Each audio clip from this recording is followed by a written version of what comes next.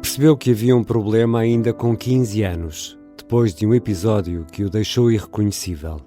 Mais tarde, acabou por ser diagnosticado com transtorno obsessivo-depressivo por causa de pensamentos repetitivos que o magoavam e que não conseguia travar. Seguiu-se uma depressão e uma longa fase de desespero em Portugal e nos Estados Unidos, onde o sonho se tornou um pesadelo. Numa entrevista gravada no Palácio do Visconde, em Lisboa, conta que o caminho da recuperação foi difícil e que a família teve um papel fundamental. O ator Tiago Castro é o convidado de Sara Antunes de Oliveira no Labirinto, conversas sobre saúde mental.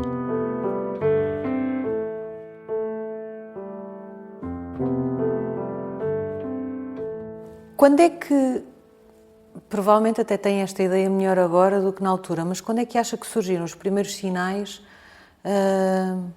de coisas que lhe estavam a acontecer e que estavam relacionados com a sua saúde mental? Foi Sim. Ainda numa fase ótima, como a dos morangos com açúcar? Até antes.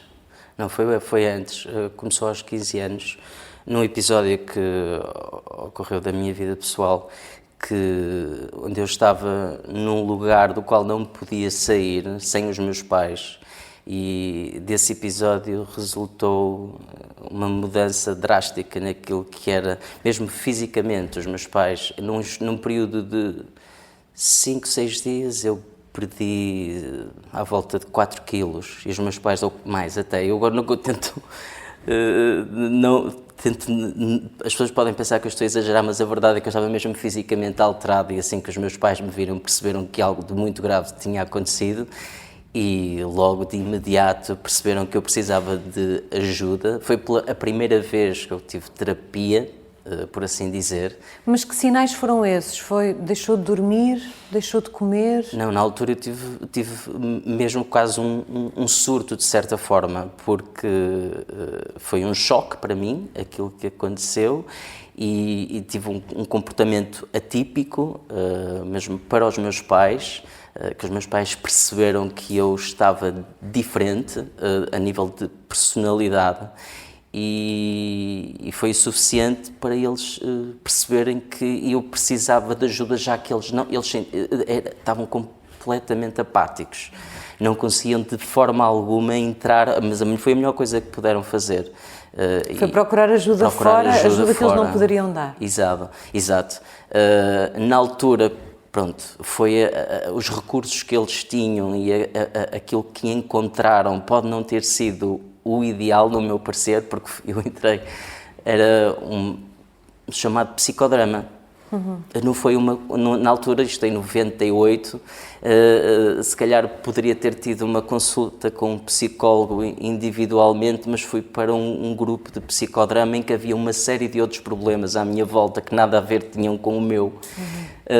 Mas o que não sei se acabou por ajudar, mas acabei por começar a tomar medicação no sentido de me acalmar, não ainda nada que tivesse a ver com depressão, mas só de me acalmar, e eu fiz esta própria gestão desse acontecimento, né, durante um ano, de uma forma muito individual, e penso que isso marcou e delineou todo o meu futuro e tudo o que foi acontecer depois ao nível da saúde mental mais tarde. E sente que esse ano de que fala, com a terapia, mesmo que nesses moldes de psicodrama, e a medicação para controlar, presumo que a ansiedade, o ajudaram a voltar ao caminho em que estava? Ou que houve ali alguma pedra que ficou no sapato? Não, acho que ficou uma pedra no sapato, porque as coisas, quando não são... Ainda por cima eu tinha acabado de entrar no primeiro ano da Escola Profissional de Teatro, onde estamos a desenvolver e a trabalhar as nossas emoções de uma forma, às vezes, de certa forma selvagem e não tão bem guiada como poderia ser, e tudo isso, toda essa amálgama de sentimentos, tudo o que eu poderia estar a desenvolver enquanto adolescente, a desenvolver a minha vida sexual, 15 anos. Pela primeira vez, tudo isso acabou por ser overwhelming. e penso que não foi gerido da melhor maneira e ficou sem dúvida essa pedra no sapato que eu acho que se sente-a refletiu. no sapato outra vez quando? Diga? Sente-a no sapato outra vez quando? Sim. Se sente a pedra no sapato, ela ficou lá. Sim, Quando é que voltou a sentir que havia ali um problema? Sinto na minha penso que isto teve a ver nomeadamente com uma relação, portanto, que eu tinha na altura. Muito tempo depois? Portanto, sim, cada relação que eu tinha depois desta refletia aquilo que eu senti naquele momento e todos os meus medos e defesas, expectativas, nasciam com base naquilo que eu sofri naquele momento específico. E depois a vida vai avançando. Sim. Acontecem os morangos com açúcar. Sim. O seu personagem transforma-se muito rapidamente num personagem incontornável eu creio que foi a segunda e a terceira série. Foi. E visto de fora, a pessoa que está a fazer o Crómio, que é super amado em Portugal, só pode estar bem. Pois, acho que essa é a ideia típica, não é? Que as pessoas têm dos comediantes e de quem faz rir e que se surpreendem. Hoje, se calhar, já não se surpreendem, porque já estão habituados. Mas, infelizmente, não é essa a verdade. Muitas vezes aquilo que está a passar por trás. Aliás, eu lembro-me especificamente de um dia em que eu estava a gravar, em que tive também um episódio que me marcou de uma forma muito intensa e eu senti que estava quase de certa forma a violar-me, a ir gravar Porque não queria estar a fazer aquilo que estava a fazer? Porque senti mesmo que eu não tinha condições para o fazer, mas não havia outra forma, tinha que ir gravar, não ia uma equipa inteira parar para eu gerir isto que tinha acabado de acontecer. E no fundo aconteceu que muitas vezes aquilo é o reflexo do que acontece a muitos atores e que se calhar porventura decidem continuar a trabalhar mesmo quando alguns episódios dramáticos acontecem, que é ajudam-me a sair daquilo que eu estava a sentir. E foi provavelmente uma das melhores cenas que eu fiz nos Morangos. Eu sei qual é que é a cena em específico, que até hoje torna-se uma cena memorável, de um beijo que o Crómio dá à Soraya, a personagem interpretada pela Rita Pereira. Foi um momento muito engraçado e ninguém adivinhava que por trás daquele momento que se tornou tão engraçado estava uma pessoa a sofrer tanto e ninguém sabia. Ninguém fazia a mínima ideia, a não ser as pessoas que estavam à frente do projeto com quem eu me vulnerabilizei e ficaram a perceber. Estava a passar um momento difícil naquela altura, ir trabalhar obrigou-o a pôr isso de lado, mas isso ajudou porque lhe permitiu continuar a ser funcional ou prejudicou porque estas coisas, se não se resolvem, ficam ali? É complicado de conseguir perceber. Eu acho que, no fundo, muitas vezes, e isso também no futuro acabou-se por comprovar, o facto de eu ter de ir, ter de fazer, continuar a trabalhar, deu-me uma rotina que me tirou provavelmente de uma situação apática e que me poderia destruir. Agora, sem dúvida que não é só isso que ajuda. Foi nessa altura que eu comecei mesmo a ter consultas de psicoterapia. Eu fui diagnosticado nessa altura com perturbação obsessiva compulsiva, comecei a tomar medicação e tive as ferramentas que eu precisava para o resto da minha vida. Isto durou cerca de 1 ano e meio, estas consultas. Que idade é que tinha na altura? Eu tinha 23. E quando lhe dizem, Tiago, vai ter de tomar aqui uns medicamentos, foi tranquilo para si? Foi, porque foi-me dito de uma forma, eu confiava bastante neste psicoterapeuta e ele era advogado, né, destas, até hoje hoje é uma pessoa muito conhecida na praça pública, e eu confiava plenamente nele e a verdade é que ajudou-me. Eu demorei algum tempo, penso que demorava cerca de 3 semanas a começar a sentir os efeitos, nomeadamente estava a tomar Prozac.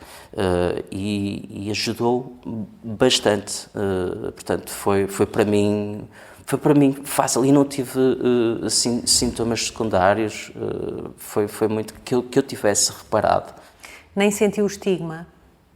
Não, porque, quer dizer, eu não partilhei isto com ninguém. Senti.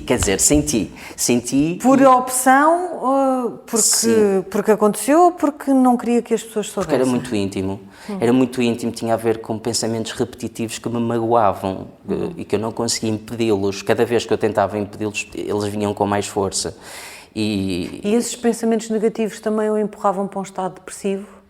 Pois, isso com o tempo foi o que veio depois a acontecer e a medicação acabou por funcionar tanto para a perturbação obsessiva compulsiva como para a depressão. Mas esses pensamentos, eu acabei por partilhá-los com o meu psicoterapeuta e que me fez sentir completamente normal, porque é uma pessoa que recebe tanta gente e que me disse: Tiago, você não está sozinho, isto é mais normal do que pensa, não tenha vergonha daquilo que pensa, isto não faz de si quem o Tiago é, ou o que o Tiago pensa. Isso ajudou-me muito a não me sentir culpa pelos pensamentos que tinha, porque percebi que não os controlava. E quando deixei de lhes dar essa força, eles acabaram por se perder, desvanecer, porque não andavam ali num círculo interminável. É quase é quase como se eu falasse para eles, ou como se fosse uma entidade fora. Vinha dizer assim: não, estás à vontade. Não sou eu. E ajudou-me bastante.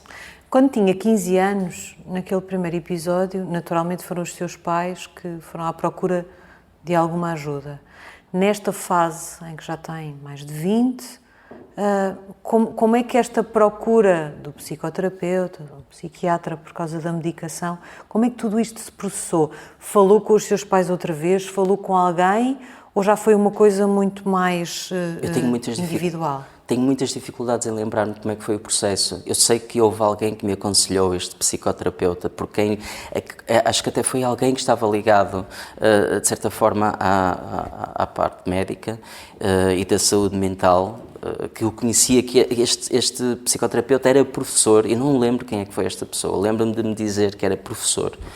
Isto é outra coisa, a minha memória ficou muito afetada, e nomeadamente... Porque vivia num estado também, presumo eu, de ansiedade e de tumulto, não é? Sim. É mais difícil guardar mas mesmo até estados. momentos que nada têm a ver com momentos positivos, que eu esqueci-me. Muitas vezes as pessoas vêm falar comigo: Ei, Tiago, aquela vez que aconteceu isto, e eu faço a mínima ideia do que é que estás a falar. Isto é assustador, mas já me habituei a isto. Mas na altura, sim, eu penso que, como as pessoas, nomeadamente a minha família, de quem eu sou muito próximo, e é tão fácil, eu sou tão transparente, que acabam por perceber que eu não estou bem.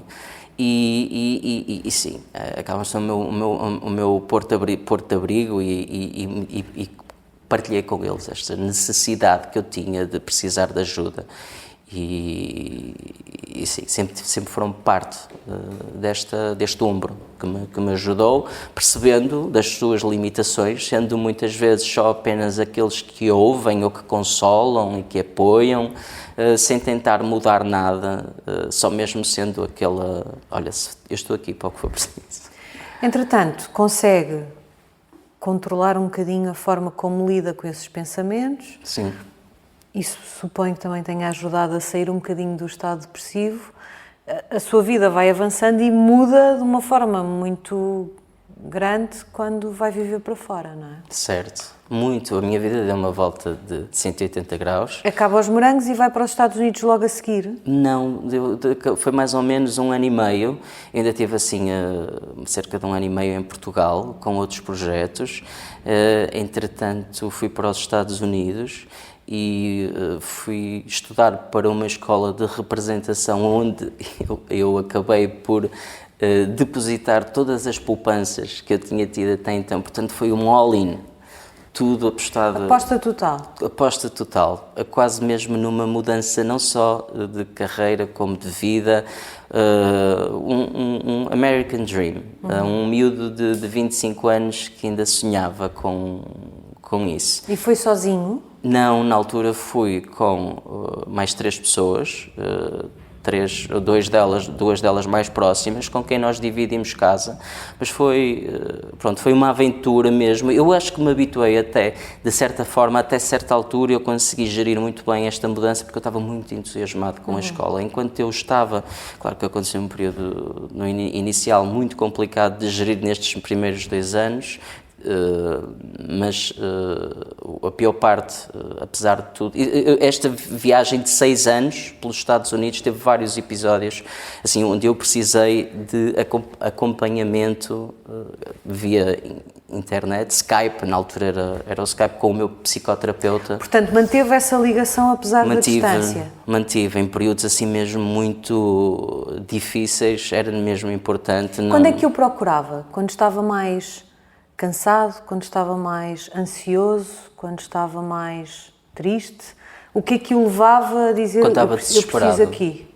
Quando estava desesperado, quando pensava que, porque é de certa forma, apesar de eu ter ido com pessoas que me conheciam, eu sentia-me muito sozinho, porque a própria cultura é muito diferente e assustava-me eu não ter capacidade para gerir aquilo tudo sozinho, por estar por conta própria e estar tão longe de Portugal. Não é como o Norte e como Matosinhos, em que as pessoas abrem a porta de casa e estamos todos em casa, não é? É isso, eu estava mesmo... Sentiu muito o impacto disso? Senti bastante.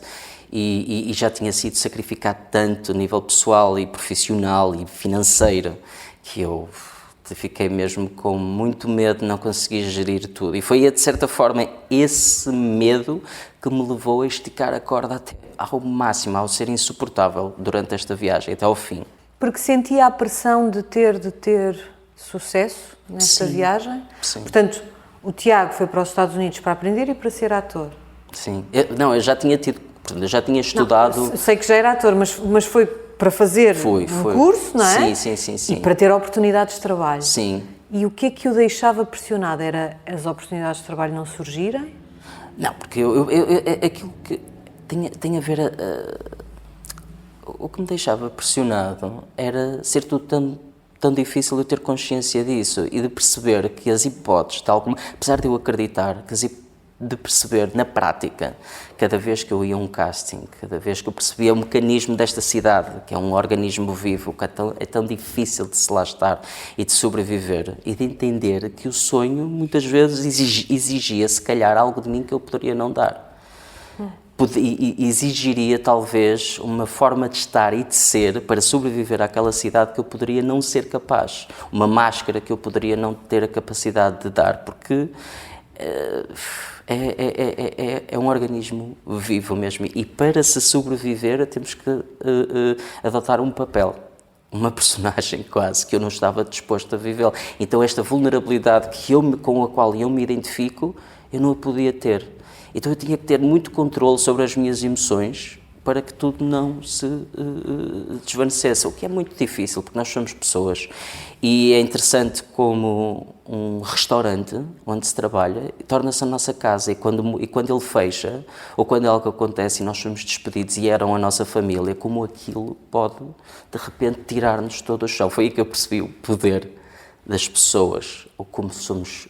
Não é que eu já não soubesse, mas é que eu percebi mesmo, trouxe-me muita humildade esta experiência. Porque no meio de todo esse processo começou a trabalhar na restauração. Sim. Porque precisava de sustentar a sua estadia ali, porque eu presumo que tenha ido com uma bolsa que entretanto se esgotou. Eu fui em 2008, que foi no ano daquela grande quebra financeira.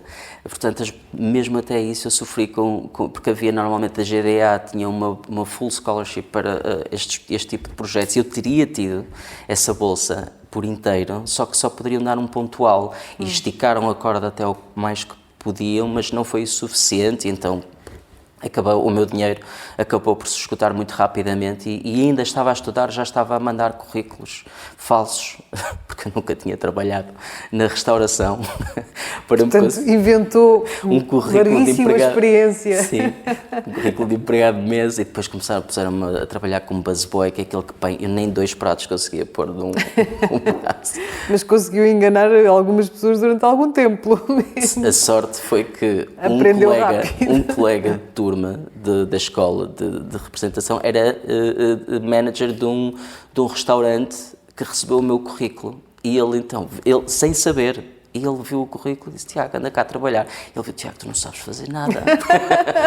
Mas deu-me aquele tempo para eu conseguir aprender. Então comecei a desenvolver estas aptidões, capacidades. Depois trabalhei mais, até o resto dos 6 anos, sempre a trabalhar na restauração e atendo então essas oportunidades pontuais, mas de certa forma atípicas até para quem vai. Da minha turma, que é 1% acaba por conseguir ter algumas oportunidades no meio e já me estou aqui a ir para o outro lado, mas acaba por ser, e só para lhe dizer que eu quando vim embora foi quando eu estava a ter o melhor da minha carreira profissional, quando eu estava a ter as maiores oportunidades. Então vamos a esse momento, porque já explicou que foi tendo uns picos, não é? Sim. Foram acontecendo os episódios. O que eu intuo é que a cada novo restaurante encontrava uma nova família que lhe dava algum conforto e quando as coisas não corriam bem havia a descida na montanha-russa. Quando é que tudo se torna tão difícil de suportar que é preciso tomar uma decisão mais dramática do que só pedir uma consulta via Skype e pedir ajuda? Então, eu trabalhava num restaurante que eu adorava lá trabalhar, era num restaurante português, onde eu sentia que era mais do que um simples empregado em Nova Iorque, quando eu transmitia um pouco da cultura portuguesa aos clientes que não conheciam Portugal ou que já lá tinham estado e queriam ouvir falar mais um pouco sobre o nosso país. E infelizmente esse restaurante fechou a dever-me $12.000 e eu nessa altura tinha uma relação com uma pessoa que lá trabalhava e correu muito mal tudo.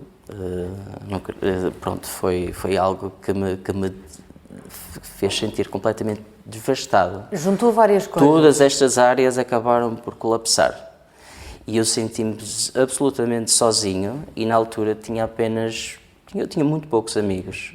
Um deles estava em Filadélfia na altura e tinha tido um acidente tinha-se lesionado a jogar futebol e estava de baixa e eu fui umas semanas para a casa dele e quando lá cheguei num estado totalmente apático, de pura desistência, estava a sobreviver, ele recebeu-me e engraçado porque ele estava a tomar uma medicação muito forte que eu nem conhecia na altura. Hoje vê-se muitos documentários sobre isto, que é a oxicodona. E víamos no Dr. House, não é? Exato. É uma medicação para dores muito fortes. Sim, o que não se justificava até para o problema que ele tinha. Uhum. Era demasiado forte. Era demasiado forte. Ele disse, eu não vou tomar isto porque mas há uma epidemia nos Estados Unidos por alguma razão, não é? Exato. E eu pedi-lhe para tomar. Porque eu queria mesmo sentir essa apatia que ele dizia, esse adormecimento que ele sentia. Portanto, ele não queria tomar aquilo porque sentia que aquilo o adormecia? Eu queria. E era precisamente o que o Tiago queria? Sim, e ele, pronto, eu quase que o obriguei a dar-me, e foi incrível o que eu senti, assustadoramente incrível, como de repente eu deixei de sentir toda a tristeza que me esmagava, assustadoramente, porque eu comecei a perceber que tinha que tomar cada vez mais, menos espaçadamente, num curto espaço de tempo, cada vez a tomar mais medicação e percebi que se estava a tornar num vício. Atenção que isto foi num espaço mais ou menos de semanas, foi uma caixa que ele tinha. Então foi muito rapidamente em que esse medicamento tomou conta, basicamente, da sua vida. E tudo para permanecer num estado de anestesia? Anestesia, sim. E depois aconteceu um episódio em que eu misturei com álcool, sem saber que o poderia fazer. Não foi de propósito? Não tinha noção? Bebeu? Sim. E só percebeu as consequências depois? Sim. Adormeci na rua. E levaram umas coisas. E quando eu acordei, andei perdido pela cidade de Filadélfia. Não sei como é que eu, naquele estado, consegui. Nós depois vimos onde é que era o sítio onde estava, porque eu estava num bar e não sei o quê, que eu fui com o meu amigo. E ele assim: como é que tu, sem conheceres a cidade, sem telemóvel, vieste ter a minha casa? Eram 40 minutos a pé. E eu, sem saber, sem ter nada, consegui ir lá ter. Não faço a mínima ideia. E tem noção de quanto tempo é que esteve nesse estado? Não, foi uma noite e aí foi aí que eu percebi que não poderia mesmo continuar a tomar aquilo, decidi terminar. E esta história eu conto no meu espetáculo Daqui de Baixo, que é, de certa forma, uma reflexão humorística também sobre esta fase muito difícil que eu vivi, mas na altura, estando eu em Filadélfia, lembrei-me várias vezes, tanto de dois personagens icónicos, um que era o personagem interpretado pelo Tom Hanks no filme Filadélfia e outro Rocky. E eu sinceramente sentia que poderia me tornar num ou no outro. Era isso que eu queria acreditar que poderia não sucumbir. E esta história já contei, mas acho que é mesmo muito bonita porque aqui completamente consciente, andei a deambular pela cidade e parei à frente de um mosteiro budista em plena Filadélfia. E naquela altura aconteceu uma espécie de um milagre do sol, porque as nuvens afastaram-se e o sol, quando eu estou à frente daquele mosteiro budista, o sol cai mesmo sobre o mosteiro e eu senti um ímpeto para ir bater à porta e aparece-me um monge que parecia mesmo completamente, parecia tal e qual o Dalai Lama, e eu a chorar digo, eu gostava mesmo muito de entrar e falar consigo e desabafar, estou muito triste. E ele disse, não, fechamos às 2, pumba, e fecha-me a porta na cara. Não estava a contar com isso do Dalai Lama, não é? E eu naquele momento percebi que Estava tinha sozinho. acabado ali a minha trajetória nos Estados Unidos, que eu tinha que ir embora. E aguentei mais uns tempos, voltei para Nova Iorque, ainda tive mais uns meses muito, muito, muito difíceis, porque eu percebi que estava a terminar. Foi muito interessante porque isto foi realmente o período, foi o pico daquilo que foi este período depressivo. A sua família cá tinha noção do que estava a acontecer? Eu acho que não tinham noção mesmo de como as coisas estavam. Não, acho que não tinham mesmo. Nem eu muitas vezes também protegia-os e tentava que eles não percebessem bem o que é que estava a acontecer, porque estavam tão longe. E eu próprio acho que também tentava não verbalizar isso para que as coisas não fossem piores do que já eram. Mas eu por exemplo, eu levei uma mala grande, não é? Daquelas de 23 quilos, que completamente vazia para Portugal, porque levar as minhas coisas significava pôr um fim, um ponto final. E a minha mãe, e o edredom que eu te dei? Deixou coisas para trás para Deixei não ter tudo. essa sensação de que estava mesmo a desistir. Sim. Mas enquanto ainda lá está, há um episódio em que a família se chega à frente Sim. naquilo que podia ajudar, que é Sim. uma noite em que a sua mãe percebe que não o pode deixar sozinho, mas tem um oceano pelo meio. Sim. Que importância é que teve aquilo que aconteceu, que a sua mãe fez por si?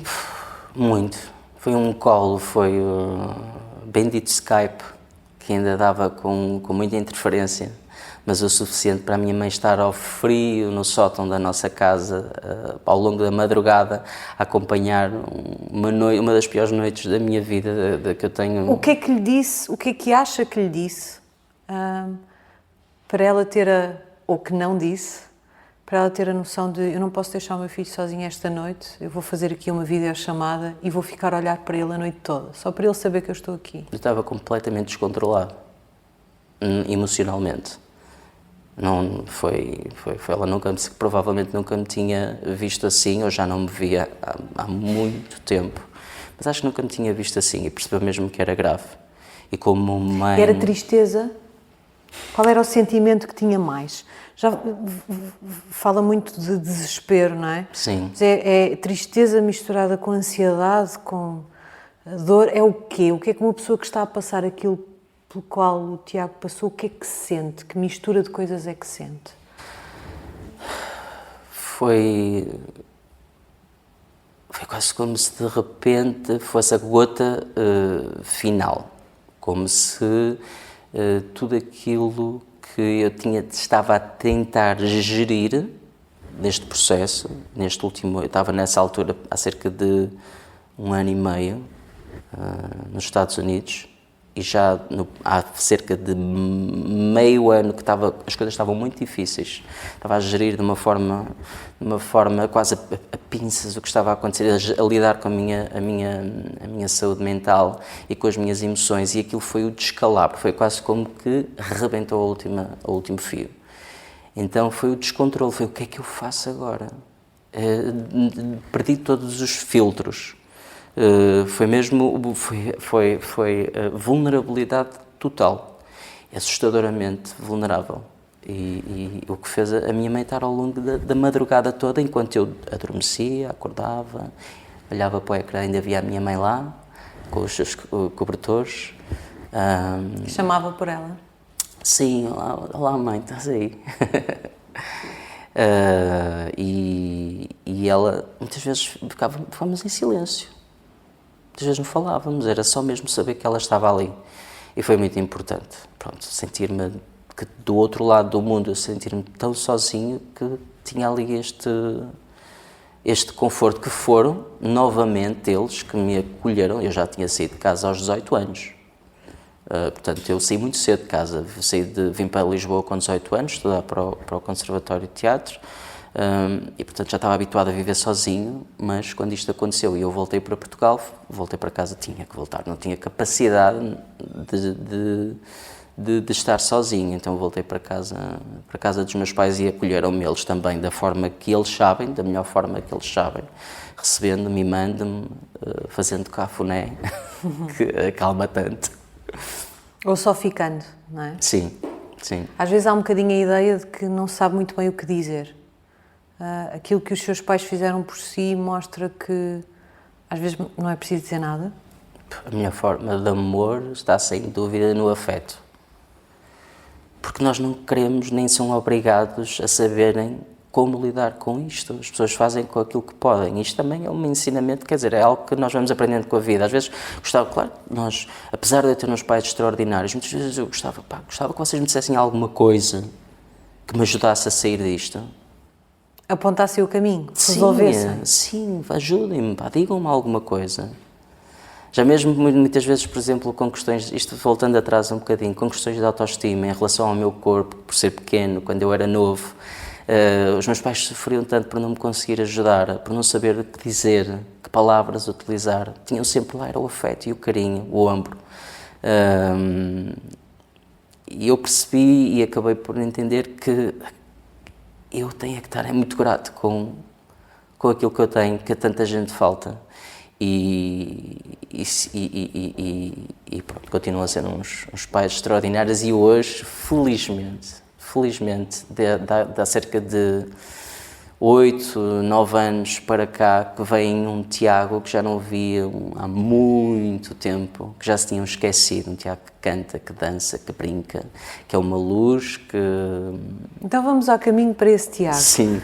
Tiago vem dos Estados Unidos com uma mala vazia, até para nem ter de simbolicamente aceitar um fracasso nos Estados Unidos, era isso? É. E chega cá no pior que alguma vez já se sentiu? Sim. O que é que acontece quando chega cá? Eu tive uma justificação que me levou quase a sentir que não era o fim. E é interessante porque muitas das emoções são mascaradas, às vezes parece que aparentemente até estamos melhor. Porque eu tive um projeto de teatro que me levou também a dizer não, ok, é a altura certa para ir embora porque vou ter um projeto. Fui convidado para fazer um espetáculo de teatro no Porto, no Teatro Carlos Alberto. O que me levou, de certa forma, durante uns tempos, uns 3 meses, a pensar... Não estou a desistir, vou só fazer ali uma coisa a Portugal. E estou bem, estou aqui a trabalhar, só que claro que tudo estava ainda muito por resolver. E as pedras caem todas no fim desse projeto, e aí foi realmente avassalador. Há aqui uma pessoa que eu ainda não falei, mas que foi muito importante para mim. A minha cunhada é psicóloga e acabou por ser uma ajuda muito importante, e ela estava ainda no início da relação com o meu irmão, mas foi uma peça importantíssima para mim, quase como se eu sentisse que podia ter aqui umas consultas privadas com alguém que estava muito mais disponível do que a maior parte das pessoas. Quem é que procurou quem? Foi o Tiago que a procurou ela ou ela que lhe estendeu a mão porque Ela era tão empática. Ela era tão empática. E eu sentia, acho que eu sou muito fácil a julgar a personalidade das pessoas e a vontade de ajudar das pessoas e de onde é que isso veio. E percebi que do lado dela vinha mesmo num sítio que eu acho que achei que me iria fazer bem. Então, muito facilmente, eu senti que ela poderia ser a pessoa que me poderia ajudar, e foi, sem dúvida. E ela própria foi também uma ponte, de se calhar entre o meu irmão, a minha família e aquilo que eu estava a sentir. Ajudou-me bastante. Mas é interessante como, passados uns tempos, uns anos, ela a falar sobre aquilo que eu vivi, mas eu não tenho mesmo noção de como o nosso estado afeta as pessoas que estão à nossa volta e entristece as pessoas que estão à nossa volta, porque eu ficava horas sem falar, horas, era capaz de ficar assim apático. Eu nunca pensei, não me lembro disto, eu sabia que estava mal, mas não me lembro especificamente de mostrar estes comportamentos serem tão visíveis. Eu pensava que os disfarçava, pensava que era bom a disfarçar, que eu conseguia, só que se calhar era de 2 em 2 horas dizia uma piada e achava que era o suficiente para as pessoas acharem que eu estava melhor, mas não. Então regressa e o que é que faz depois desse projeto, que depois também é efêmero e portanto esse balão de oxigênio também acaba? Vai procurar ajuda? Vai a um psiquiatra? Vai a um psicoterapeuta? O que é que acontece nessa altura? Eu tive muito tempo sem ir a um psicoterapeuta, muito tempo, meses, sem ir a um psicoterapeuta. Já cá? Já cá, sim. Porquê? Eu assumia que... eu pensei que se calhar conseguiria resolver as coisas sozinho. Mesmo já tendo tido a experiência para trás, mesmo porque já achei tendo que era visto... suficiente o que eu tinha tido, o que eu tinha aprendido. E quando é que percebe que não? Quando eu já estou em Lisboa, porque depois surge uma oportunidade de trabalho, depois de eu já ter rejeitado algumas que me poderiam ter até mesmo mudado a minha vida profissional e que eu não tive capacidade de aceitar. Porquê? Porquê que rejeitou? Porque era demasiado arriscado eu vir para Lisboa naquela altura. E, portanto, continuava a ter uma noção muito clara da sua fragilidade na altura. Sim. Eu lembro-me que qualquer coisa que eu fizesse era... enchia tudo aquilo que era a minha capacidade de gerir. Eu tinha muita dificuldade. Estava sempre em esforço?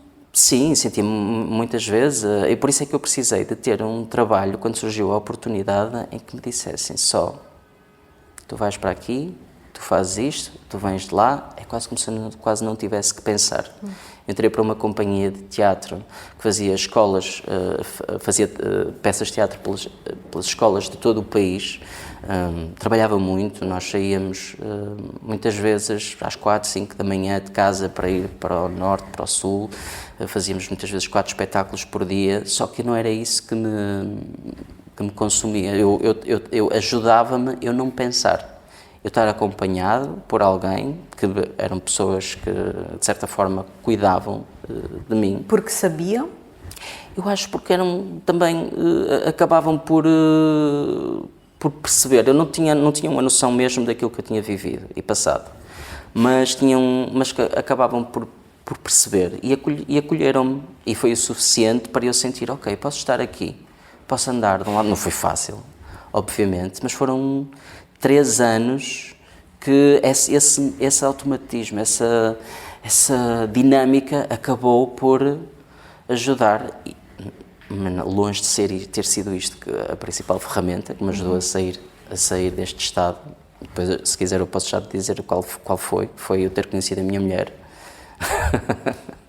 A minha mulher foi sem dúvida a alavanca para eu... Foi já depois de eu conhecer a minha mulher que eu tive uma consulta de psicoterapia com aquele que tinha sido o meu psicoterapeuta na altura, e ele disse-me uma coisa que mexeu muito comigo. Até hoje não sei se ele tentou mesmo fazer aqui um jogo psicológico, mas ele disse que eu era um doente crónico e que nunca poderia deixar a medicação. Eu tomava... Nessa primeira consulta, quando retoma a psicoterapia? Já passado algum tempo, sim. Mas vai essa consulta impulsionado pela sua namorada na altura, que é agora a sua mulher? Sim. Pelo meu irmão. O meu irmão disse, eu pago a consulta. Porque eu também, financeiramente, também não tinha os meios... Mas antes disso, já alguém tinha tido essa conversa consigo? O seu irmão, por exemplo, já lhe tinha dito, não era melhor Teres Sim. uma consulta e o Tiago tinha recusado? Sim, já tínhamos falado algumas vezes daquilo que eu me lembro e eu sempre tinha dito que pá, não é preciso. Como eu sempre geria a minha vida financeira, eu tinha dificuldade em pedir ajuda aos outros e na altura realmente havia muitas dificuldades a esse nível. E uma consulta era uma coisa muito cara, era mesmo. E o meu irmão disse, não, eu pago-te a consulta. E eu fui à consulta e ele disse-me isto, o psicoterapeuta, que me revoltou. Mas estava a tomar alguma medicação? Estava, continuava sempre a tomar, porque eu tinha... Portanto, continua sempre? Sim, eu estava a tomar ansiolíticos e antidepressivos, mas em doses muito elevadas. Muito elevadas. Eu muitas vezes sentia-me completamente adormecido. Isto foi algo que, coitada, a minha mulher, na altura namorada, teve mesmo uma empatia gigante a entender e compreender este meu estado e em perceber que por trás desta dor existia um ser humano que queria sair cá para fora, mas sim, continuei com a medicação e foi por ele dizer, este psicoterapeuta me ter dito isto e por eu ter conhecido a minha mulher que é sobrevivente. Porque pensou o quê? Eu não vou tomar isto para o resto da minha vida? Porque eu tinha mesmo estado, afetava-me muito. E tinha noção no disso? dia a dia, tinha noção. Disso tinha noção? Sim, tinha noção, na minha rotina, no meu estado anímico, eu sentia que muitas vezes ficava completamente adormecido e de certa forma eu estava a ser medicado na altura por uma médica de clínica geral que sabia que eu poderia tomar aquela medicação porque já me tinha sido receitado, então era ela que me continuava a receitar aqueles medicamentos. Eu acho que era demasiado para mim. Portanto, não estava a ir a um psiquiatra na altura? Na altura não, fui uma vez. Só repetir prescrições Só atrás de repetir prescrições. Sim. E conheço a minha mulher, sobrevivente oncológica, que tinha sido cuidadora de uma pessoa antes de mim que tinha morrido com cancro. E conheço uma sobrevivente a todos os níveis, que fazia de tudo para que isso não a deitasse abaixo. E eu olhava para ela e pensava, isto é o que eu preciso para a minha vida. E foi interessante, porque eu senti mesmo que eu precisava de alguém que tivesse passado tão perto da morte. Porque eu acreditava piamente que só se vive verdadeiramente, só se tem noção do valor da vida quando se passa por isso. Eu via isso no olhar dela. E foi muito importante eu perceber, ok, eu não passei por isso, mas eu tenho aqui alguém que passou e que está disposta a estar comigo e a ajudar-me. E eu percebi, sinceramente, aquela história dela e a forma dela viver, nós os dois juntos, por mais difícil que fossem as nossas circunstâncias, porque ela também tinha vindo desse luto, eu percebi que poderia haver ali uma equação química que, no meio de todas as improbabilidades, poderia resultar. E foi preciso muita fé, muita vontade, mudanças de padrões. Foi aí que eu percebi. A verdadeira mudança vem com pequeninas coisas. Às vezes eu pensava assim, preciso daquilo que me aconteça para que de repente eu sinta que tudo está melhor. Preciso ter este trabalho, preciso de ter de haver esta mudança gigante. Foi com ela que eu percebi que tem que ser diariamente. Coisas muito simples.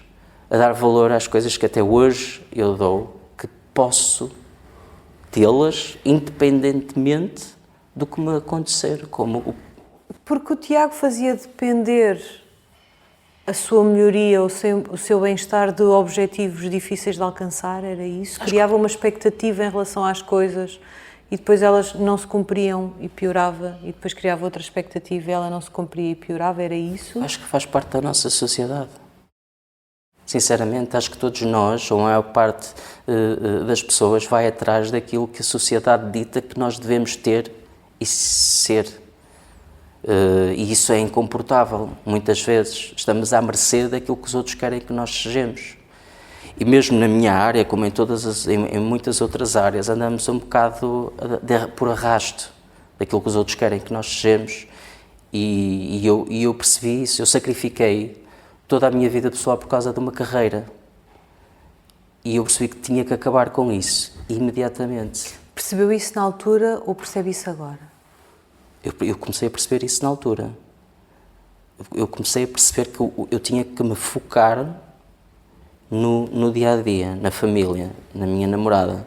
um passeio pela natureza, o estar grato, na contemplação da natureza, coisas que constantemente e feitas de uma forma repetida, que me iriam mudar internamente.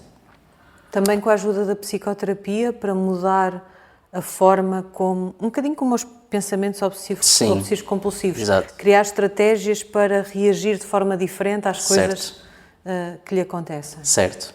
E com o tempo realmente fui sentindo essa mudança. Até hoje tenho esses hábitos. Fui adotando estratégias, claro, fui usando muitas formas, fui utilizando a meditação, e foi muito útil. Ainda hoje medito quase todos os dias.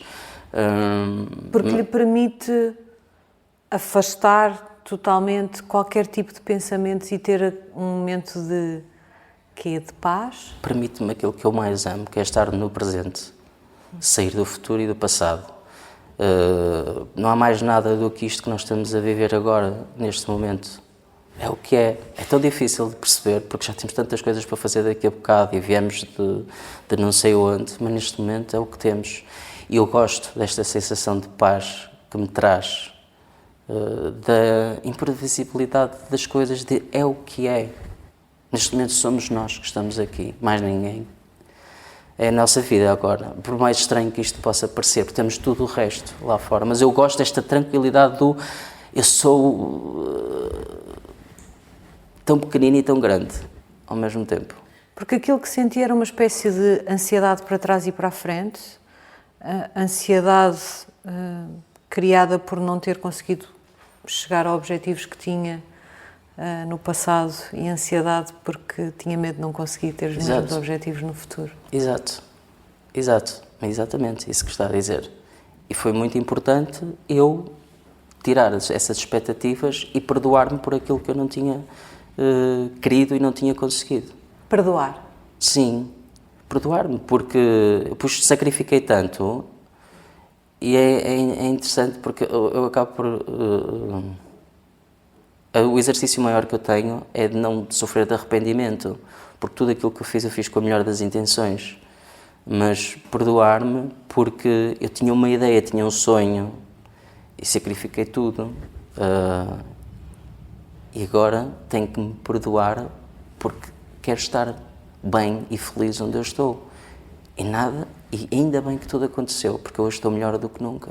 Já não sente culpa hoje pelas decisões que tomou? Não sinto culpa porque levaram-me até onde eu estou hoje, que é a melhor fase da minha vida. Portanto, se eu tive que as viver e tive que tomar as decisões que eu tomei e trouxeram-me até aqui, ainda bem que as tomei. Não existe esta questão de se voltasse atrás faria o mesmo, porque seria outra coisa. Claro. Mas aquilo que eu fiz com a melhor das intenções e com o melhor que sabia, sempre com o maior dos meus valores, que acho que é a verdade e a honestidade. Mas quando decide fazer isto, portanto, houve aquela frase de, olha, a sua vida vai ser assim até ao resto dos seus dias, vai viver nesse estado e vai ficar assim. Eu cá acho que foi de propósito, mas conhecerá o seu psicoterapeuta melhor do que eu. Decide que não vai deixar isso acontecer. Que processo é que começa nessa altura? Um processo de desmame dos medicamentos também? De desmame, acompanhada aí pela médica de família. A quem vai dizer, eu preciso de acabar com isto? Sim. Ela concordou consigo? Sim, ela percebeu, ok, isto tem que ser feito com muita calma, e foram 6 meses de desmame, porque realmente é algo que pode mesmo, até feito mal, pode ser fatal. Portanto... Não dá para parar de um momento para o outro? Não dá para parar de um momento para o outro, especialmente com as doses elevadas que eu estava a tomar. Tem que ser mesmo feito de uma forma acompanhada e ponderada. E decidimos os dois, eu e a Marin, decidimos os dois Foi muito complicado. Eu, mesmo fisicamente, perdia muitas vezes o equilíbrio, não só os períodos de apatia, mas o equilíbrio animicamente, como eu me sentia. Foi muito difícil, mas ela esteve sempre lá e eu percebi que era um período transicional e consegui suportar aquela fase e pronto. Daí em diante as coisas foram consecutivamente, foram melhorando. E estava a fazer psicoterapia na mesma altura? Na altura não estava. E não voltou a fazer? E não voltei a fazer. Porquê? Ai, meu Deus, eu não sei, porque eu senti, foi quase como que eu senti que aquilo que eu estava... Isto é muito complicado de se dizer, porque eu não quero que alguém que esteja em casa que sinta que isto é a sua resposta, porque isto foi a minha. Mas cada experiência é uma experiência. Exato. Se funcionou para si, vai assim. Sim, mas eu na altura eu senti que tinha a melhor pessoa ao meu lado, melhor do que qualquer psicoterapeuta, só que, porque eu já tinha tido experiência de psicoterapia. Já tinha as ferramentas, eu já não é? tinha as ferramentas. Eu já sabia até onde é que eu podia ir para perceber que estava a atingir um limite.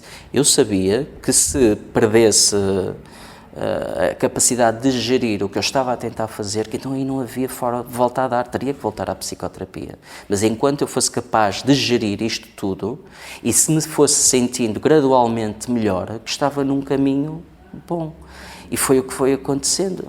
Porque houve uma fase na sua vida em que precisou dessa ajuda da psicoterapia e nesta fase sentia de alguma forma que também precisava de ser o Tiago a tomar as rédeas e de levar a situação para a frente para sentir que estava a avançar.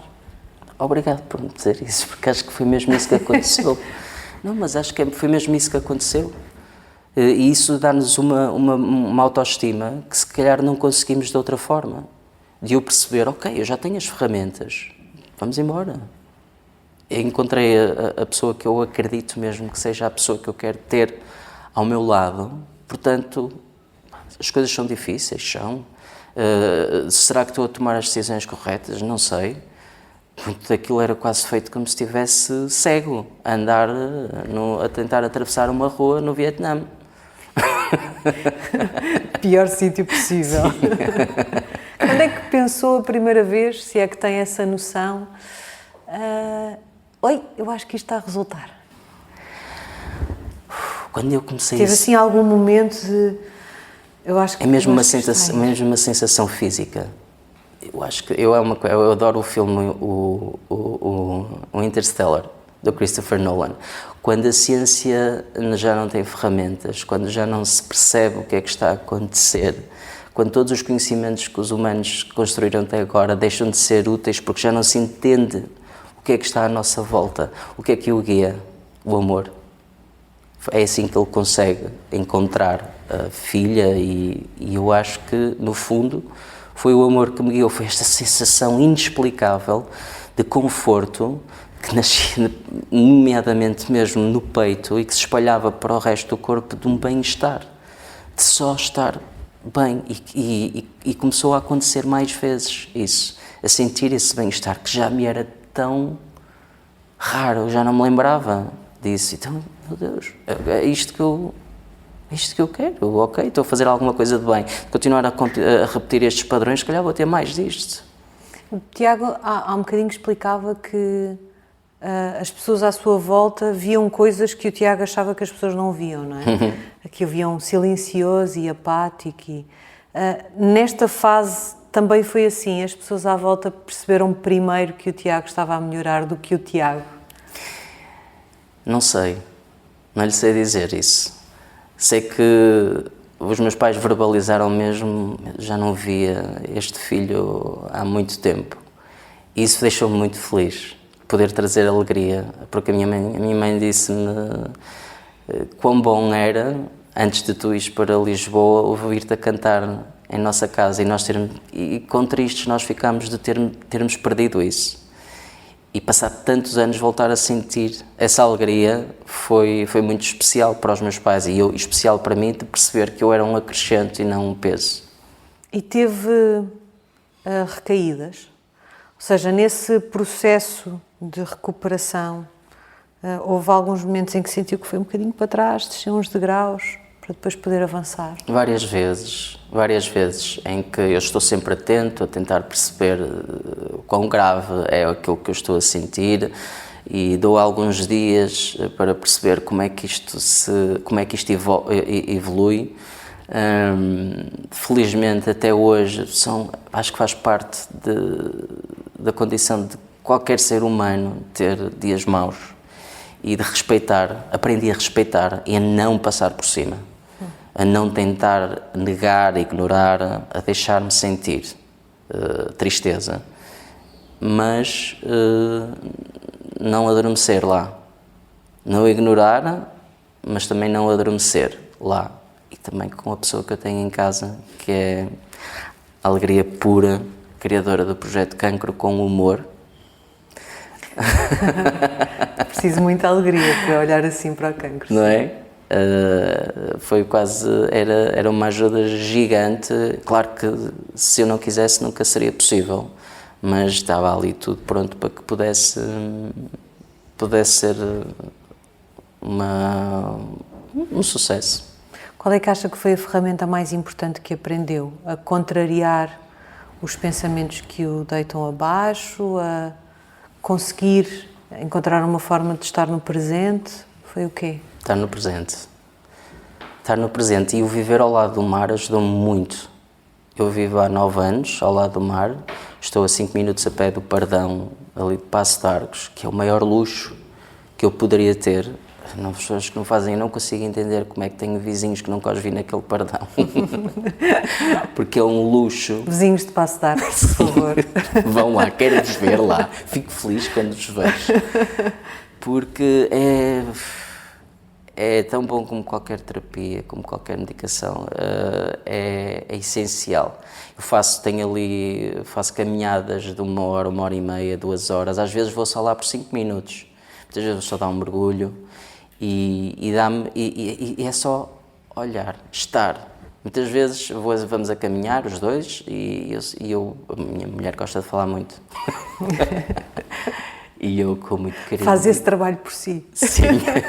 E eu com muito carinho digo-lhe assim, vamos só estar. E pronto, e ajuda-me bastante, e a ela também, a gerir e a trabalhar também as questões dela.